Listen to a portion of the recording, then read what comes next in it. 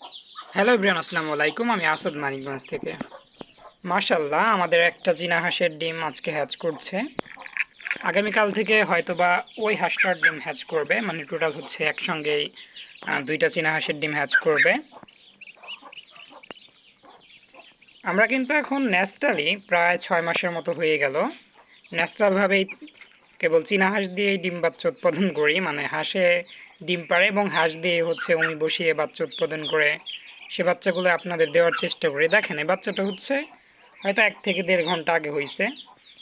বাচ্চার size quality কেমন, মাশাল্লাহ। ও আমার হাতে হচ্ছে নখ ডাবিয়ে দিচ্ছে, ব্যথা লাগে মোটামুটি ভালোই। সবগুলো ডিম আজকে হ্যাচ করবে ইনশাআল্লাহ। সবগুলোর কিন্তু খলস ভেঙে ফেলছে বাচ্চারা।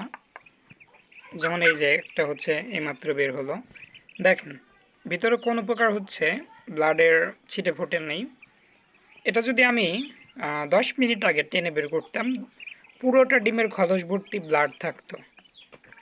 দেখেন প্রত্যেকটা কিন্তু ফ্রেশ, মানে হলদে টাইপের। যা আছে বাচ্চা শুধু পটি, এটা হয়তো টেনেই বের করা হয়েছিল, কিছুটা আছে।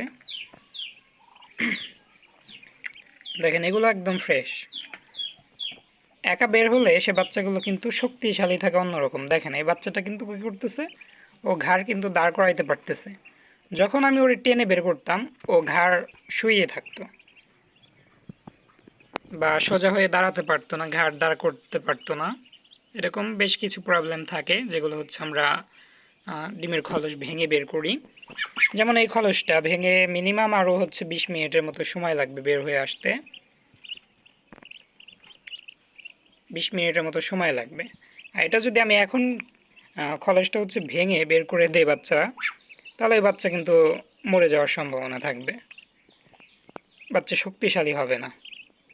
আর যেগুলো হচ্ছে নিজে নিজে ভেঙে বের হচ্ছে, সে বাচ্চাগুলো কিন্তু অনেক শক্তিশালী, সবই এ গ্রেডের বাচ্চা হবে।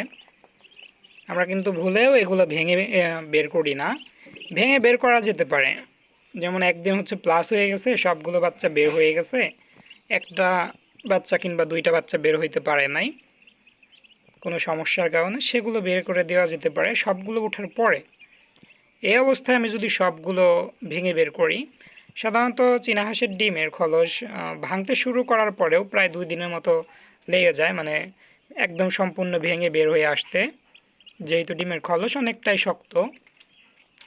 আর মুরগির ডিম যেমন হচ্ছে আপনি যদি দেখেন সকালবেলা ভাঙতে শুরু করছে, বিকেলবেলা কিংবা দুপুরবেলায় হচ্ছে বাচ্চা বের হয়ে যেতে পারে। চীনা হাঁসের ক্ষেত্রে কিন্তু সেরকম হয় না, 2 দিনের মতো সময় লাগে।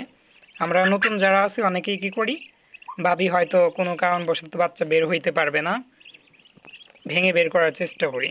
এখনও কয়টা ডিম বাকি আছে দেখি, 1 জোড়া, 2 জোড়া, 3 জোড়া, 4 জোড়া, 8টা 9টা ডিম হচ্ছে বাকি আছে বের হওয়া। আর বের হয়েছে কয়টা, 5টা 7টা, 7টা অলমোস্ট বের হয়ে গেছে। তাহলে হচ্ছে 16টা বাচ্চা বের হবে আশা করি। প্রত্যেকটা খলস ভাঙছে আলহামদুলিল্লাহ। এরকম এ গ্রেড চীনা হাঁসের বাচ্চা যদি কারো প্রয়োজন হয়, অবশ্যই আমাদের সঙ্গে যোগাযোগ করবেন। লোকেশনটা হচ্ছে ঘিওর মানিকগঞ্জ বানিয়াজির বাস স্ট্যান্ড।